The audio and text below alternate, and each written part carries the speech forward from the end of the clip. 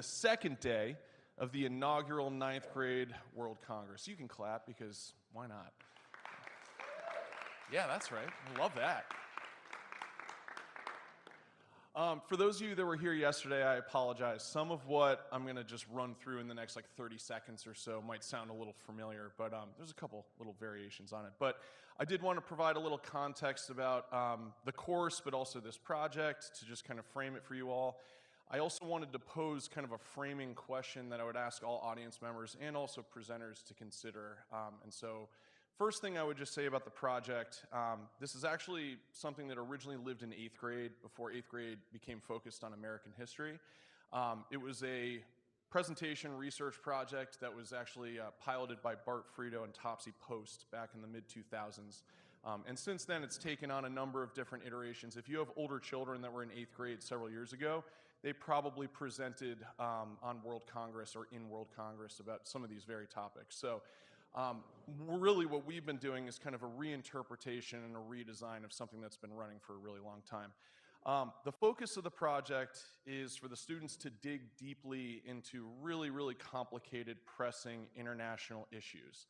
One of the very first statistics we talked about as a class this year is that Americans make up only a very, very small percentage of people in the world. And so it's really essential for us as privileged Americans to take the time to consider the other 96% or so of people who occupy this globe. So much of what you're going to see today are issues that are very present and very alive in the news. In some cases, certainly in economics, there's pressing information coming out every day that kind of changes how we discuss some of these issues of globalization and trade wars and whatnot. So as we move through this presentation today, I would just ask you to consider this question. Why are each of these issues so essential for us collectively as global citizens to work towards solving? That is really the guiding question that I want all the presenters to consider. It's one that I probably will come back to during the question and answer session. But why are these so essential to figure out? They don't just represent minor issues. They really do represent huge, potentially cataclysmic events. And so we have to figure this out. So anyway, without further ado, I would like to go ahead and introduce the very talented Valentino Rodriguez, who's going to introduce the health group, and he's going to do a wonderful job. You may applaud. Let me get you the clicker. Yeah.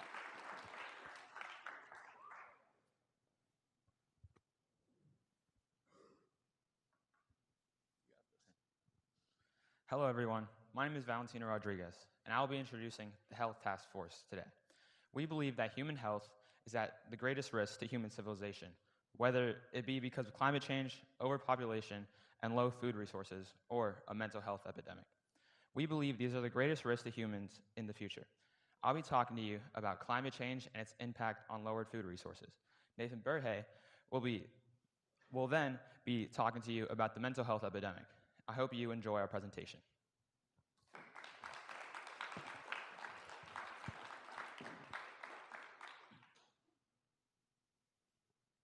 Good morning, everyone. Today, I want to talk to you about something that is affecting all of us: climate change and sustaining good agriculture. It's changing the way we live, the way we grow our food, and even the way we think about our future. As cases of food insecurity and changing of weather patterns spread across heavy hitters such as Africa, it begins to outline what this might look like on a global scale. First, let's talk about the biggest problem we're facing: climate change. Climate change is causing extreme weather events, rising temperatures, stronger weather patterns, and devastating floods. As of 2023, 23% of the world worldwide is facing floods. This not only destroys homes, destroys lifestyles, but can even cause death. But why is this happening? It all comes down to rising global temperatures. When the Earth warms, it causes thermal expansion. What thermal expansion essentially is when the temperature begins to rise, it starts to increase the temperature of the water. This water then begins to expand. Not only that, but also the melting of glaciers in places like the Arctic begins to bring the sea level rises up. This puts coastal communities and villages at a major risk of floods. But flooding isn't the only issue. Droughts are also increasing, making it harder for farmers to grow food and be able to provide for their communities. This, without healthy lifestyles and without any food sources, it leaves communities with major amounts of hunger and unable to provide for their families. So what's causing this? The biggest contributor at the moment are fossil fuels. Fossil fuels are a non-renewable energy source. These non-renewable energy sources include coal, oil, and natural gas. The three of these emit greenhouse gases. What these greenhouse gases essentially do is they trap the heat from the sun into the atmosphere. Not only that, but also with deforestation. Deforestation in places like Brazil, the cutting down of the Amazon rainforest emits mass amounts of CO2. This CO2 then, as I stated previously, gets trapped in the atmosphere from the greenhouse gases. This leaves a poor air quality and an unable lifestyle for these plants and crops to grow. Not only humans are affected by these causes, though, but also wildlife. As you can see in this image, this polar bear is left without a home. As I stated, the Arctic is at a major effect with the rise in temperature. The ice and the glaciers are all being melted. Not only the Arctic, though, but as I stated, deforestation. In these places like the Amazon, these animals are left without a home, without proper ecosystems, without food. But as I stated, not only animals are affected by hunger, but also humans. Humans in places like Africa and South America are the heavy hitters. I want to ask you a question. What color do you see the most here on the Africa? Yes, orange and red are the two main colors seen here. This graph shows the amount of hunger and serious food shortages there are across the continent. As you can see here on the key, serious, very serious. These amounts of hunger are starting to increase and are not at any point around to stop. Over here, this shows South America. South America and Central America are also both at major risks. As you can see the graphs, they're all going up, and at no way are they at any point of stopping. 1 in 11 people worldwide are facing hunger. But to put it down, as you can see here in Africa, 1 in 5 people are seen to have food shortages and are suffering from hunger. The sad reality is that in the future, wars and fights will begin to outbreak from these shortages of food and shortages of clean resources. And it just comes down to a matter of time. Now, I've talked to you about climate change and food shortages, but now let's talk about solutions. Even though climate change is already affecting us, there are ways to slow it down. Other ways to slow it down are by using renewable energy sources. As you can see here, solar energy and wind energy. These use electricity and don't emit any greenhouse gases. These are way cleaner and way safer ways to power factories and cities around the world. And the great thing is that these two aren't the only renewable energy sources we can use. Hydroelectric energy is also a great way by using water. Another key solution is financial investments. Many countries don't want to invest in things like climate change and agriculture because of how slow the process is to see an outcome. This leaves companies not wanting to invest just because if there's a slow process to get a result, they don't know if it's good or bad, so it just leaves them not wanting to. But as you can see in this graph, it's starting to rise upwards because people will then soon realize how important things like clean food and clean water are for our community. So a solution, better investments in sustainable agriculture. Farmers need improved technology and better knowledge of the area. Climate change provides a change in weather patterns and makes farmers not able to predict when to grow and when to properly plant their food to provide for their communities. So if we can get better knowledge of this type of environment, it will allow them to know when to farm and when to be able to gather food for their communities. Overall, climate change is affecting a vital necessity for humans, and is something that, if not treated properly, will destroy our living styles and, even worse, cause death. These cases begin to outline a way bigger issue that, if not taken care of, will soon begin to uprise and cause major amounts of hunger and food shortages around the world. And sadly, for continents like Africa and South America, this reality has already been shown. Food insecurity and changes of weather patterns create problems that will continue to happen repeatedly if not acted upon. One thing I want to leave you on is this question. If wars or conflicts break out over important resources like food and water, how can you make sure you're not contributing to the problem? Although health can be a major problem for you physically, we'll be hearing from Nathan Burhay on how it can affect you mentally as well. Here we go, Nathan.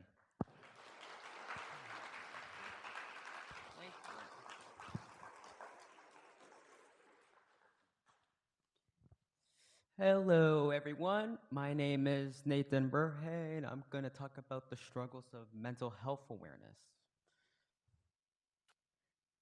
Did you know that Van Gogh once said there's nothing more truly artistic than to love people?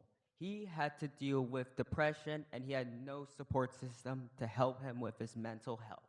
Mental health is essential for everyone here.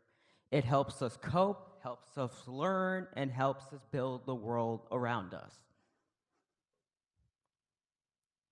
Many factors such as trauma, violence, and discrimination can negatively impact someone's health. Despite the medical achievements throughout the years, many people still haven't gotten the proper care they need due to poor quality, accessibility issues, and discrimination. So three common mental disorders I'm going to talk about today are anxiety, depression, and PTSD, where a lot of people has. Anxiety causes uneasiness and fear. Depression affects thoughts and daily life, and PTSD stems from traumatic experiences. In the 1600s, wait, I forgot. And back then, many people have different views about these disorders.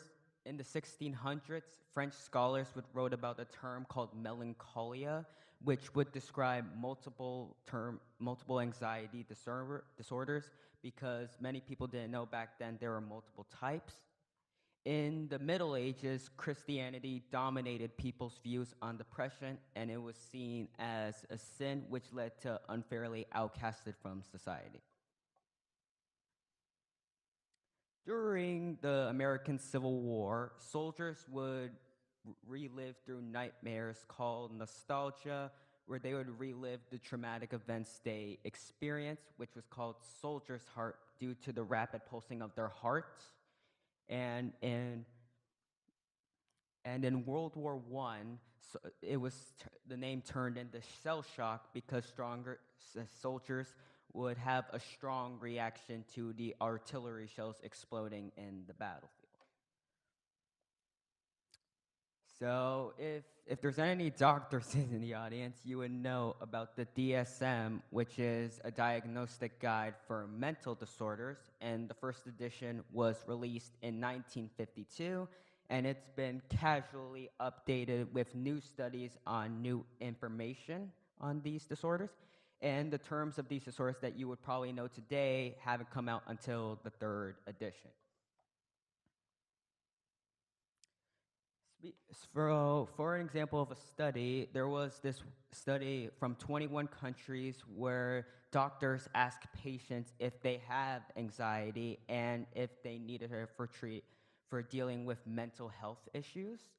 And the study conducted that 9.8% of the people had an anxiety disorder, and 27.6% of those people actually got any type of treatment, which could range from poor to adequate. So in the few years, countries have recognized that this is a problem and are trying to fix it. However, process has been hindered because, like I said before, poor quality, accessibility issues, and social stigma. So in this chart here, I'm showing you about the change in global major depressive disorder after the pandemic. because COVID-19, surprisingly, showed an increase in studies about depression. And a study was conducted that showed that there was a 27.6 increase in global major depressive disorder, and it was because of fear of isolation, fear of losing their job, and fear of infection. The World Health Organization also saw this as a problem, and all member states have signed a comprehensive mental health action plan, which shows that countries are trying to be more committed to dealing with mental health policies. So the plan shows 3 paths. First path is to increase in investment and commitment. Second plan reshapes the environment so that it can reduce discrimination and abuse. And the third plan strengthens care delivery, which expands on community-based services to enhance accessibility. The World Health Organization's Atlas article records the progress of countries, and they expect that their goal is that 80% of countries would enhance their mental health policies. So far, though, they haven't been able to reach the goal since they highlighted a difference in resources between high and low income countries.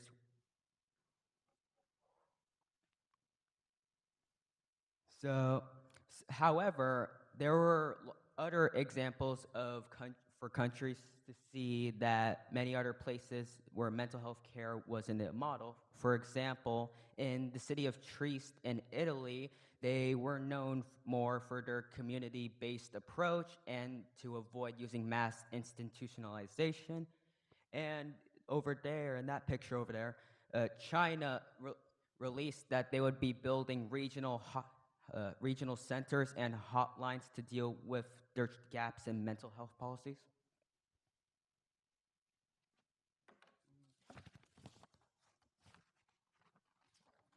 Mental health is important, but like I said, many still lack the proper care. Despite the medical advancements, treatment gaps and stigma are still here, leaving many having to deal with the struggle. Prioritizing mental health is not a medical necessity, but it's a human responsibility. If we actually show that we care and spread awareness, then we could create a more healthier future for all of us. Thank you.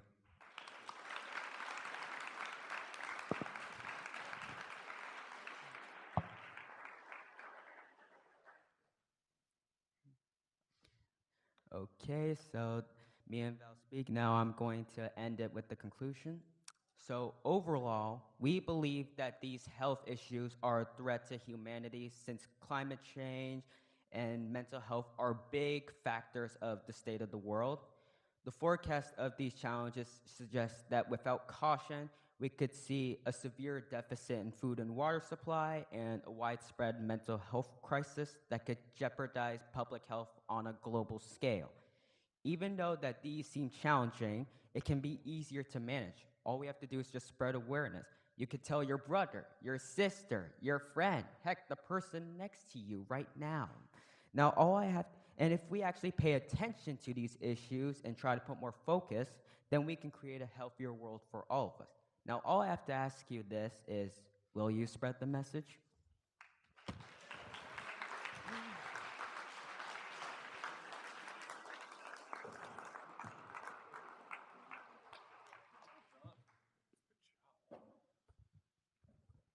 Great work, team. It's not easy to go first on a day where actually they're missing a group member today. We've got a couple people who have fallen due to illness, so we will have a couple more of these that happen after break, but very nice job. I mean that. Excellent job. One more round of applause. It's hard to go.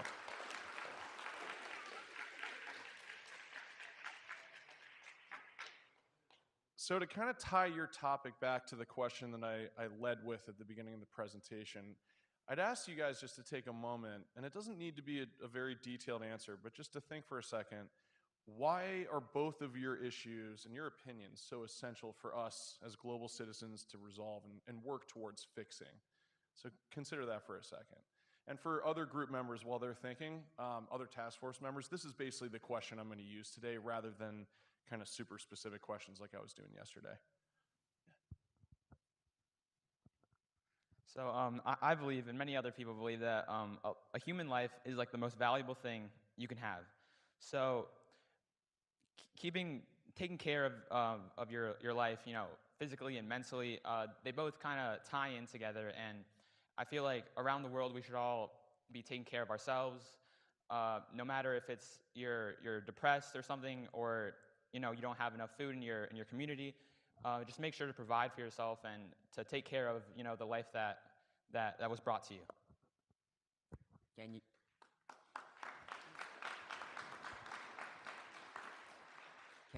can you repeat the question? Sorry. Why do you think the issue of, say, global mental health access, resources, just awareness, why is that such a pressing and important thing for us to focus on? It's important thing because mental health can affect your mentality and your ideals, and it could show where you could go in life. So like for example, if someone has depression, then they would have like they wouldn't feel confident in themselves, and they would probably do badly in their life with like work and school.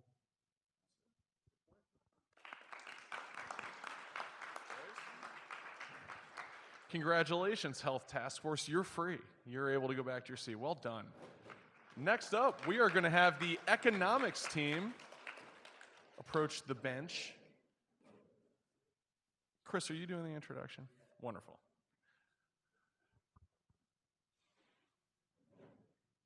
You can hit next on the slide too. Okay. Yeah, just click right. Questions. There we go. Got it. Cool.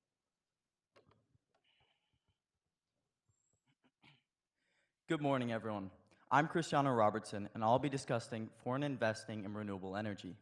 Following me, Henry Seidel will address globalization. We're here to highlight how international investment drives sustainability energy transitions and how global complexities impact wealth distribution. These are pivotal economic issues shaping our future, which we will learn more about in just a second. Up first, we have Henry Seidel.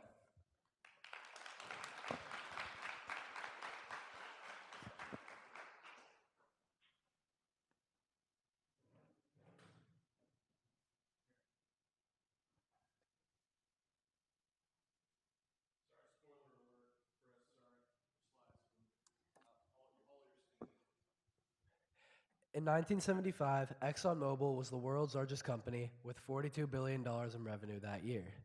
This past year, Walmart had a revenue of $648 billion, and Amazon had a revenue of $474 billion. Globalization has shifted to being dominated by from being dominated by nation states to being led by massive multinational corporations like Apple and Google. These corporations are becoming more powerful, or even more powerful than some countries, which raises concerns about future economic and political control. What is globalization?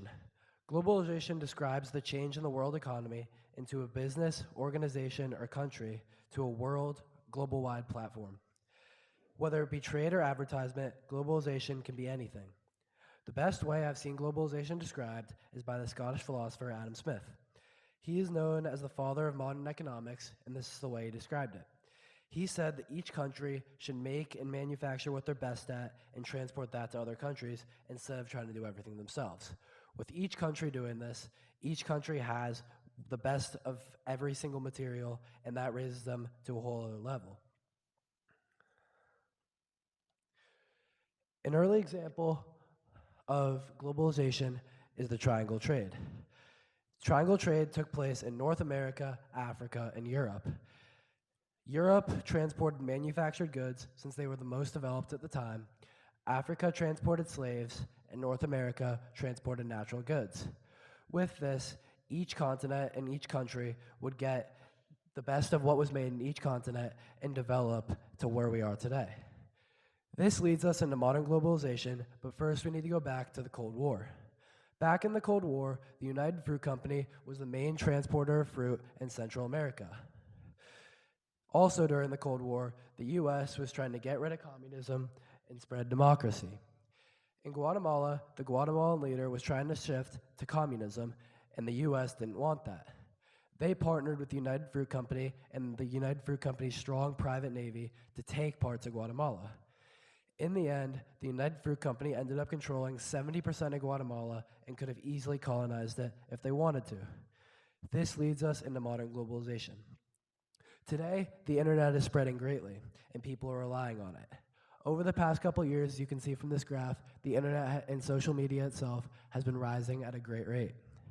Think of how much you rely on the internet each day. How many times do you search the internet for something you need? Here are a couple companies that show examples of this. The first example is Google. In the past, people have had to spend hours searching through the library to find what they were looking for. Today, it just takes a quick search and the quick click of a button. How many people use Google? How many of you guys use Google every day to search for something? Yeah. It's very popular and very reliable, and it shows. In 2023, Google's revenue was just over $305 billion, and around 90% of online searches use Google as well. Almost everyone relies on it, and its revenue keeps on growing every year. And if they wanted to, they definitely have the assets necessary to become their own nation. Another company that operates outside the US is Apple. Apple makes phones and other devices for people to use. Again, how many of you guys use something made by Apple? Here's an annual revenue of Apple by region. As you can see, they don't just sell stuff in the Americas, and they sell stuff all around the world. The whole world relies on Apple, and they are worth around $1 trillion, making $391 billion in 2024. A lot of people rely on these companies like you guys, and like the United Fruit Company, reliance directly results in power. Except this time, instead of having a decent-sized fruit company in Central America, you have a company operating around the whole world, and it could be on the size of a nation. These companies are deeply integrating into our daily lives, making them incredibly powerful. Globalization is helping ideas and high-quality goods spread throughout the world. Right now, it is doing far more good than bad. However, this doesn't mean it doesn't have any risks. The growth of private businesses could have some risks and consequences. At the rate they're growing, these companies are starting to get as big or even bigger than some nations. Based off their revenue and worth, Walmart could be a top 10 country and economy right now. With businesses growing bigger and bigger over the years, the more influence, wealth, and power they get.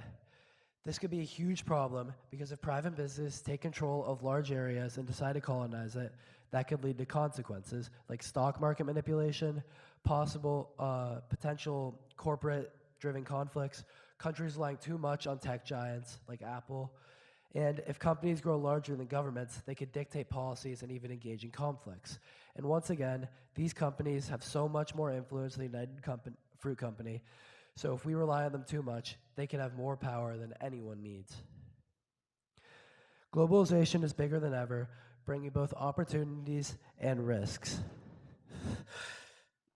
If corporations keep growing unchecked, it could lead to companies being more powerful than nations, risking economic stability and political order. The world is tied together by the threat of globalization, and the bigger these private corporations get, the closer that threat is to being cut, and the whole world unwinding and unraveling all the order that humans built. Next up, Christiana Robertson will talk about foreign investing and renewable energy. Thank you.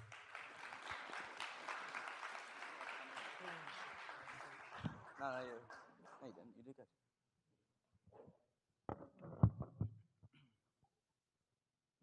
Hello, everyone. Today I want to talk to you about something that seems like a step in the right direction, but really has a hidden agenda: foreign investing in renewable energy. First world countries are claiming that they are switching to renewable energy for the sake of the environment, but this is far from the case. In fact, instead of promoting sustainability, what they are really after is geopolitical dominance and economic power. Instead of focusing on real environmental protection, countries like China, the US, and the Netherlands all use renewable energy as a tool for money and influence. This is just a clear example of how money and wealth often come before clear environmental concerns. You see, what you might not know is that renewable energy is more than just a way of reducing emissions. It's also a strategy for global control. The right term for this is called neo-colonialism, which is where countries use economic and political pressures to dominate weaker countries. Powerful nations use renewable energy investments to expand their economic and geopolitical influence. For example, China has recently bought 5 solar farms spanning across Australia, which increased their geopolitical control. In response, the US imposed tariffs to prevent China from gaining too much unnecessary control over the renewable energy sector in the US. So while these actions are presented as green energy alternatives, what is really happening is strategic moves in a global power game.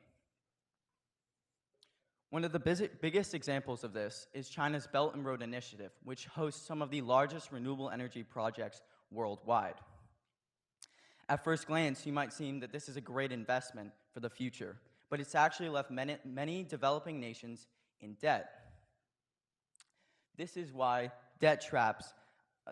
of debt traps. Countries become financially dependent on China or other countries and struggle to pay back loans. On top of that, environmental harm is a big thing we have to talk about. Large-scale infrastructure projects like dams and railways damage local ecosystems as well as farms and houses that might be in the way of these projects and have to be teared down.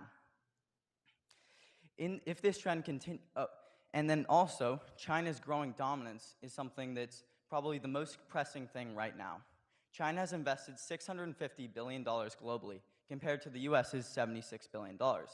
If this trend were to continue, we could see China monopolizing the global infrastructure, gaining an even stronger geopolitical advantage. In response, the US has teamed up with the Netherlands and has formed their own economic partnership through the Treaty of Friendship, Commerce, and Navigation. This pooled their strengths in investing power and trade influence to make them more dominant trading.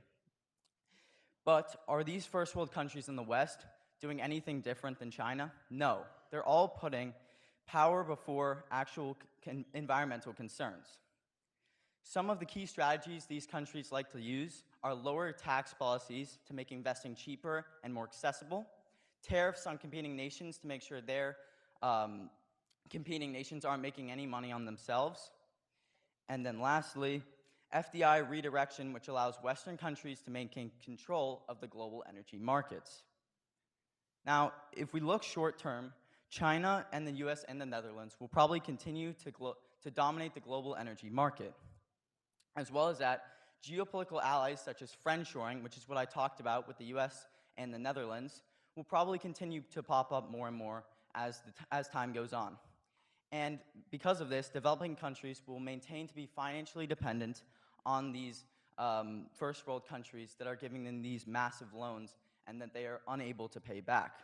But if we look long term, some of these developing nations might begin to push back against these more powerful nations and invest their own money in renewable energy projects themselves, whether it's on their own land or in a different country. On top of that, stricter rules, which have recently been put into place, will soon begin to roll out more and more as time goes on, reducing foreign control and making it much harder to invest in the renewable energy market abroad. And then lastly, something I really want to touch on is technological advancements, such as small-scale wind and solar farms. These are much cheaper, and second and third world countries that might not have enough money to invest in these massive projects can invest in these while not having to outsource money from these larger nations and falling into debt traps, which will make them more self-sufficient and reliant on themselves.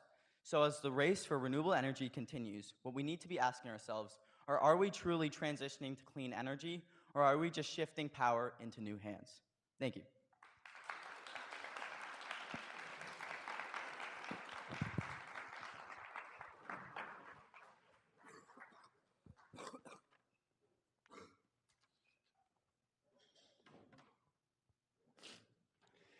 In conclusion, globalization and foreign investment are two critical forces shaping today's global economy. While both globalization and foreign investment offer significant benefits, such as economic development, job creation, and access to new markets, they also present challenges, including economic inequality and potential cultural impacts. Ultimately, the key to maximizing the benefits lies in creating policies that encourage sustainable and inclusive growth, ensuring that all stakeholders, from multinational corporations to local communities, share in prosperity. Together, these concepts highlight the dynamic and complex nature of the global economy and underscore the importance of balanced and thoughtful economic strategies moving forward. Thank you.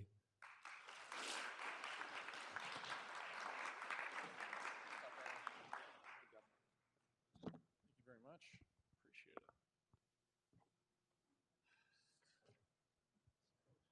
All right, gentlemen.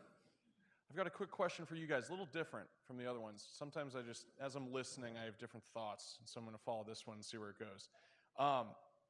If you have one statistic from your research about your specific topic, and you're welcome to look at your notes if you need. You don't have to do this from memory, but is there one statistic that you would really like the audience to consider in terms of global economics before they leave? Take a sec. Or you can just go from memory. Or a point. Doesn't have to be a stat. Just a major point that you would like to get across. Okay. I think really you guys just have to think about how much you rely on companies like Apple and Google and how much you put into them, because they really have like all your attention, everything that you have. Because like think about if there wasn't Google, think about how you would search for stuff. It would be a lot harder, right? So like just be careful about how much you rely on companies like that, because you never know what can happen. Just adding on to you, Henry, I would say to look out for what you might see in the news about when it comes to renewable energy or any other thing you might hear in the news, because a lot of times there are hidden agendas or things that are going on behind the scenes that you might not know about, which are flying under the radar for political advantage. Good job.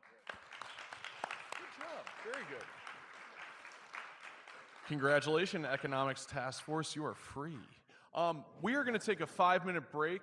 We have one last presentation group who it'll be human rights. So if anyone would like to use the restroom, get some water, stretch your legs, you are welcome to do so. And we'll start in about 5 or so minutes. Thank you so much.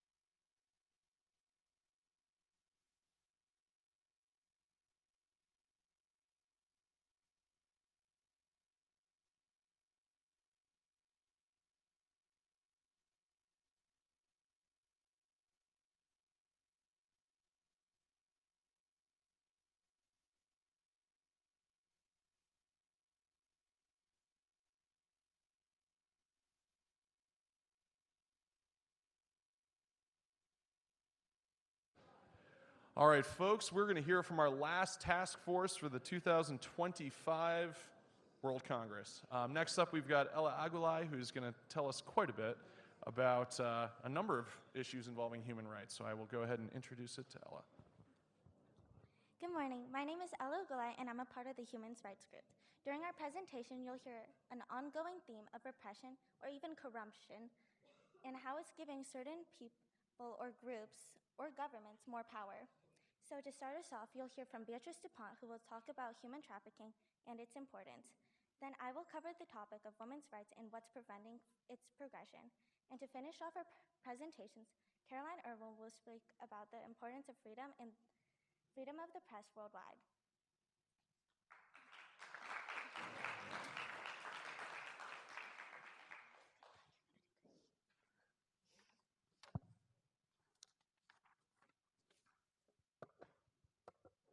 Hi, my name is B. DuPont, and I'm going to be talking about human trafficking, modern slavery, and international responses. Dr. Martin Luther King once said, "Injustice anywhere is a threat to justice everywhere." Human trafficking embodies such an injustice. As King says, one singular crime affects the entirety of a society. Human trafficking involves the illegal use of labor and exploiting others for personal or commercial gain.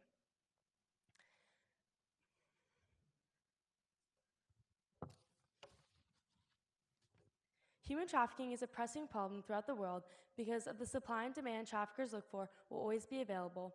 Traffickers face high reward with little to no risk of getting caught, and internal problems within countries' governments. Modern-day human trafficking originated from the term new slavery, which was used a lot in the early 1900s. Only then it started to be used more, which then started to be called human trafficking, because unlike slavery, trafficking targets everybody rather than just a specific group of people. There are many different types of human trafficking, but the two most common forms are sexual exploitation and forced labor. Sexual exploitation can be defined as forcing someone to endure in a sexual activity against their will. This can look like commercial sex, such as pornography and prostitution. This is specifically targeted to women under the age of 18. As Chet, a rescue agent, said, "Girls lose their lives and their identities when customers start to touch them. They are no longer a person, but just a product. These people lose their dignity and sense of self as a valued human being." Forced labor can be defined as slavery or modern slavery. Forced labor denies the person their freedom. This can look like forced marriages, drug deals, and working without pay. It's similar to sexual exploitation, where in both ways you're losing your freedom and your rights as a human being. Human trafficking is not a small-scale problem, but an immense global issue. In 2021, there were around 50 million people worldwide who were trafficked. Now, based on that statistic, does anyone think they have a guess about how many people were trafficked in 2022? Val? 1 billion. Yes, that's correct. Around 1 billion. This horrible statistic just highlights the fact that human trafficking is only going up. When talking about a worldwide problem, there's going to be countries where the problem is a lot worse. In regards to human trafficking, Afghanistan is one of those countries. This is because the government is either reluctant or incapable to address these issues economically. Traffickers are able to get away with these abhorrent acts because of unstable governments that either do not have any urge to address the problem or economically are not able to help due to resources to combat. The Taliban and other governments in different countries with low economic standpoints avoid making an effort to solve human trafficking. These countries do not try to help protect, they do not give support to victims, and they do not stop traffickers. They simply do not care. This lack of accountability in countries is what maintains the sequence of trafficking. There's no specific profile that you have to be trafficked, but there are definitely vulnerabilities that you can have that increase your risk. The most common is to be a child, particularly one who is female or one who has suffered from abuse at home. So this can look like if your parents aren't as involved with your life. Barbara Meyer, who's a survivor, said, "I was sexually abused in my Virginia home in my childhood. My mom, she was an alcoholic and also mentally unstable." Amaya's atrocious childhood experiences just show that truly anyone can be trafficked. And children are super vulnerable to this because when you're comparing adults to children, it's a lot easier to defend yourself as a grown human rather than a child. As a result of these vulnerabilities and trafficking itself, there's many organizations that are put together to help try to stop human trafficking. UNICEF launched the CFCI, the Child Friendly Cities Initiative, which was working to create safer communities for children and their families. So as President Donald J. Trump stated, my administration will focus on ending the absolutely horrific practice of human trafficking. The PITF, also known as the President's Interagency Task Force, is working to end human trafficking with several other organizations as well. Trafficking is addressed with the 3 Ps: prevention, protection, and prosecution. Prevention and protection is kind of what I just talked about, with all of these organizations working to help solve and protect children in communities. And then prosecution. Governments all around the world work to create concise definitions of what human trafficking is so that when they come with human trafficking, it's easier to prosecute traffickers. Since human trafficking is such a worldwide problem, it's not something that we can just eradicate immediately. It's going to take a lot of time and a lot of effort from everyone. It is up to all of us to stay observant, raise awareness, and help the support to fight against human trafficking. Human trafficking is certainly an uphill battle, but we have the power to make a difference. Now, going back to women and being the most target from human trafficking, we're going to hear from Ella and the religious barriers that stop women from having their full rights. Thank you.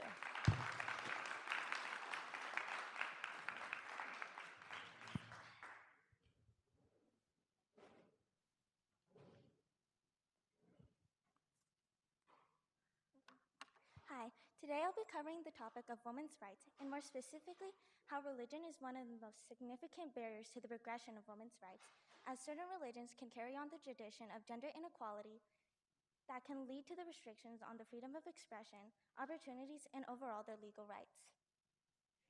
So first I'm going to talk about some basic definitions. So Islam is a monotheistic Gabriel religion that was founded in 610 AD. It is also the religious belief of Muslims, including the belief as Allah as their sole deity and in Muhammad as his prophet. This religion follows many traditions and rules like the 5 pillars, but the one I will be focusing on today is the hijab. So Iran is a Middle Eastern country with a population of 85 million people. It is also a religious country with 90 to 95% of their population being Shia Islam. What I mean by religious country is they follow many rules and laws that are under the influence of the Islamic faith. For example, the Morality Police. The Morality Police is a law enforcement body that was created in 2005 to enforce modest dress and chaste behavior. And what I've mainly focused on in my research, the actions and reactions to the wearing of the hijab. But first, let's talk about some history. In 1979, Iran had one of their biggest movements called the Iranian Revolution. To summarize what it was, it's when the US government put a Shah into power to sort of take advantage of them. They used them to get quick and cheap resources like oil, but the Iranian people weren't happy about this because they wanted full control of all of their resources. So they decided to overthrow the Shah. Women behind the scenes were some of the most important organizers and orchestrators of this event, but little did they know is that they were basically stripping away all of their rights by putting someone into power with more traditional views and values. So over here is a photo of someone before and after the 1979 revolution. So, of course, nobody was going to be happy about this. So on International Women's Day, there was a demonstration in 1979 in Tehran that lasted up to 6 days, from March 8th to March 14th. They were speaking out how all of their laws, like sort of freedom of expression, was basically being stripped away for them. But the Iranian government didn't listen to them because by 1983, the hijab was now mandatory for women to wear. This will lead to many ongoing problems. As I will be talking about today, Women Life Freedom, which started in 2022 and now to the present. So on the screen here is Mahsa Amini. She was born on September 21st of 1999 and passed away on September 16th of 2022. She's a 22-year-old Kurdish woman and the sole starter to Women Life Freedom. So on September 13th of 2022, she went to Tehran on a family vacation and was arrested that day for wearing her hijab improperly. That night, she was brought to the detention center where the morality police began to beat on her until her body was physically unable to cope with it any longer. She collapsed later that night and was rushed to the hospital, where she fell into a coma, and on September 16th, she passed away. So the answer to her death isn't very clear, but there are many ideas to why she passed away. While she was in the hospital, many officials visited her and said there were many indications of trauma to her head. So the main ideas being a heart attack, a stroke, or cerebral hypoxia. In case you're unaware what cerebral hypoxia is when your brain isn't getting enough oxygen, which basically just shuts down all of your nervous systems. So she was unable to speak, move, or breathe in the last few days of her life, being September 16th of 2022. This struck a chord throughout Iran, also enhancing a decades-long movement of the killing of Kurdish women. So on September 19th of 2022, Women Life Freedom began. In the beginning, there weren't many protesters, but they would cry, "Don't be scared, don't be scared, we're all here together." But this didn't really bring any attention to Iranian people. This really only brought attention from the morality police. So the morality police began to lash out at these protesters, but that's when many more members began to join because of the stories of the protesters. So they even got members of the Sunni minority to join in. In this protest, women would remove their hijabs, even going to burn it, and cutting their hair, crying death to the dictator. Again, this brought attention from the morality police, and the police kept on lashing out at these protesters, and by the end of 2022, 500 plus people were killed, and 20,000 protesters were arrested. But this isn't the only thing the Iranian government did in spite of women life freedom. On May of 2023, a new law was drafted by the Iranian government called the Law on Protecting the Family through the promotion of the culture of chastity and hijab. It was then later approved in early of 2024, and then announced on November 27th and was put into motion on December 13th of 2024. What this law entails is women who were wearing their hijab improperly would now be seen as criminals. And if you're being seen as a criminal, you're going to get treated like a criminal. So now they were allowed to get heavier fines that could go from hundreds to thousands of dollars, longer prison sentences that could go up to 15 years or even execution. And women were now allowed to be rejected in terms of opportunities like education and employment. But not only was it women that were getting affected, it was little girls at the age of 12 years old. Said by officials from the UN, this law constitutes clear violation of fundamental human rights, legal norms, principles, including women's rights to equality, freedom of expression, religion and belief, bodily autonomy, liberty, security, and privacy. So there were many people that spoke out against the new law, but the Iranian government didn't really care because on December 17th of 2024, they intensified this law, making not only the restrictions in person, but also online. Said by criminal justice unit director Diana Otole, this shameful law intensifies the persecution of women and girls for daring to stand up for their legal rights following the Women Life Freedom Uprising. The authorities are seeking to entrench the already suffocating system of repression against women and girls while making their daily lives even more intolerable. In conclusion, the views and expectations from the lens of the Islamic perspective barricades the full rights to expression, opportunities, equality, and bodily autonomy. This is demonstrated through Iran's Women Life Freedom movement, and more specifically, the stories of Mahsa Amini. And as I mentioned earlier, the Iranian government lashed out at the Iranian people for speaking up for their rights. But now you'll hear more about that topic by Caroline Irwin, who will be talking about the freedom of the press.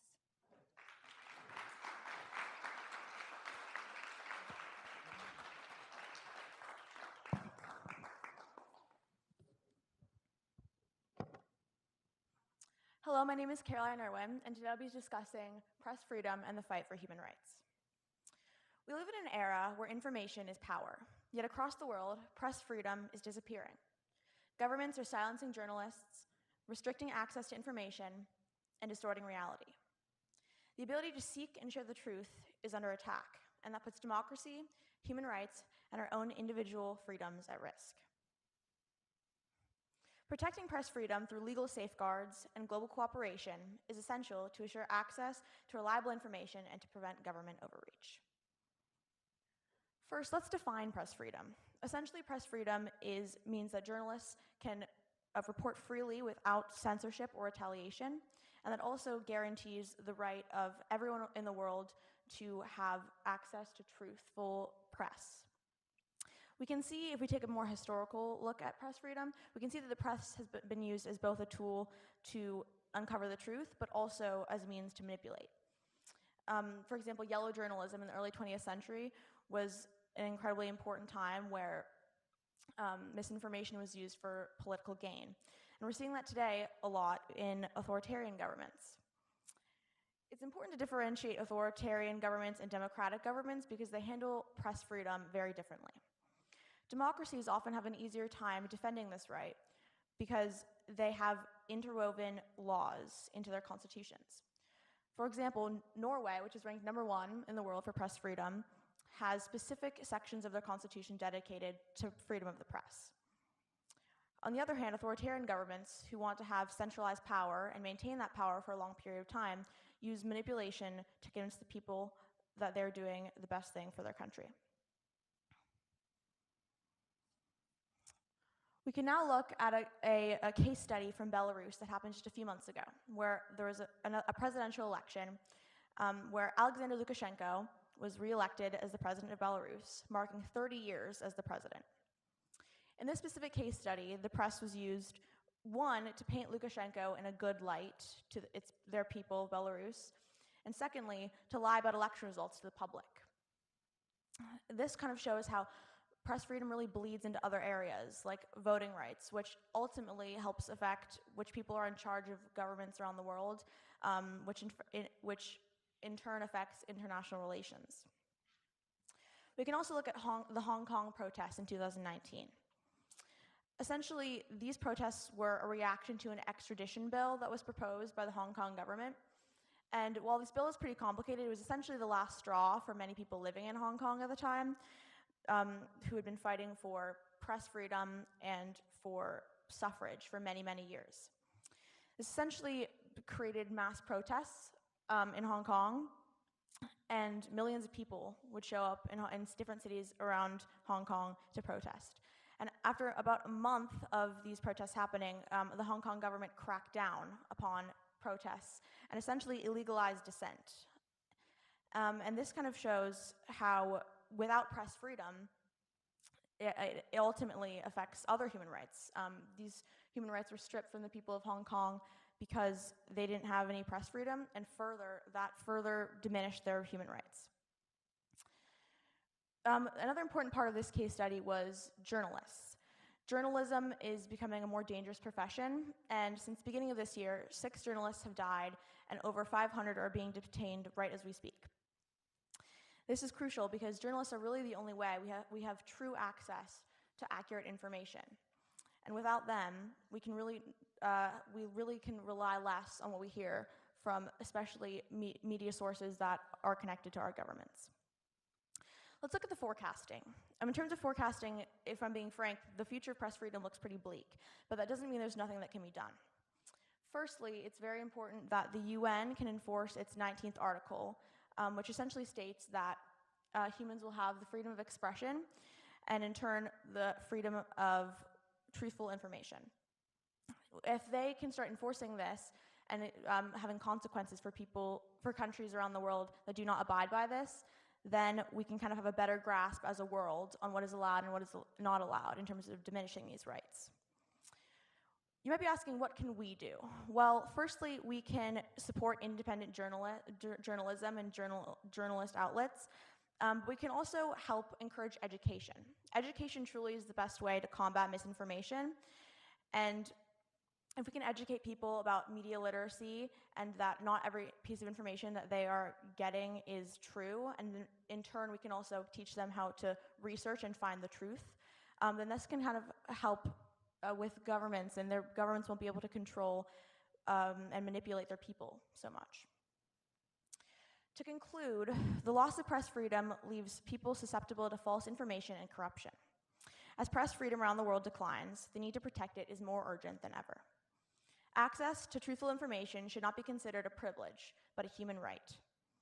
Ultimately, defending that right means defending everyone's right to know the truth, to ask questions, and to hold those in charge accountable. That is the true importance of press freedom. Thank you.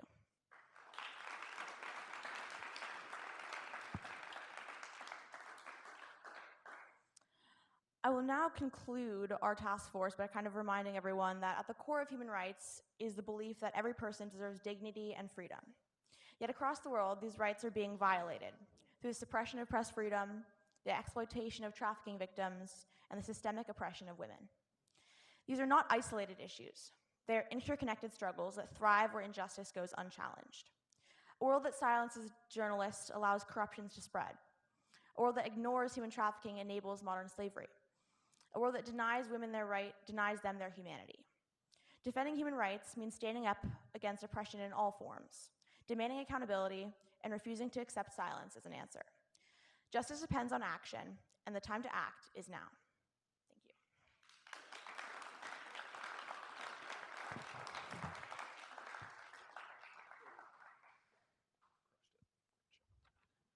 Excellent work.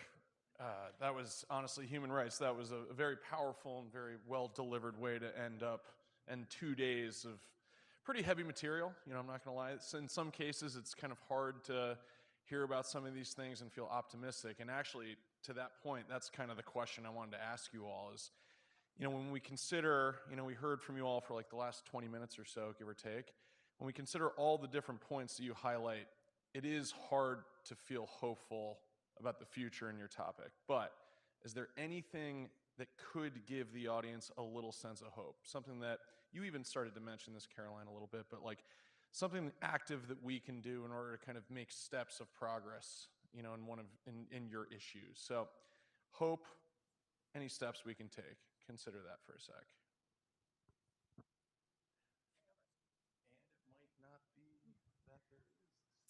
Yeah, well, hope in this kind of time is really scarce, but I think it's important, as I mentioned earlier, to kind of raise awareness about different issues through education, through protest. I think protest is something that we can all do, even if we're not under authoritarian governments necessarily, to help fight for others who need these rights.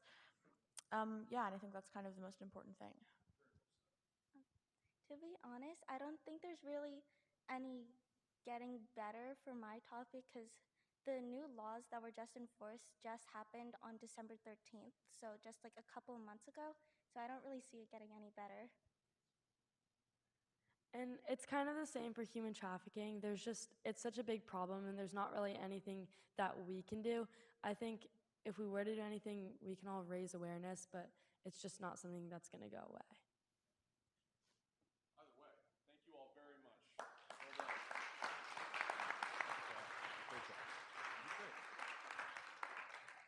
That will conclude the 2025 Grade 9 World Congress, the first one of its kind. So one last final round of applause to everyone who was involved.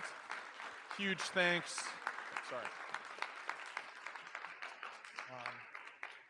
I would just like to take a moment to thank the facilities team that was involved, Mr. Back, Mrs. Roslin, Mrs. Romeo, Mrs. Carroll, Mr. Frito. I mean, a number of people who were really, really influential in getting this off the ground. So, it definitely takes a village, but hopefully, for you all, ninth graders, this was a nice experience. I mean, this is the kind of intensive research work that a lot of you will do as you move through secondary schools, high school, boarding school, or potentially college. So consider that. You might really enjoy this. So thank you all so much for your time and your patience, and have a great spring break. Take care. Thanks.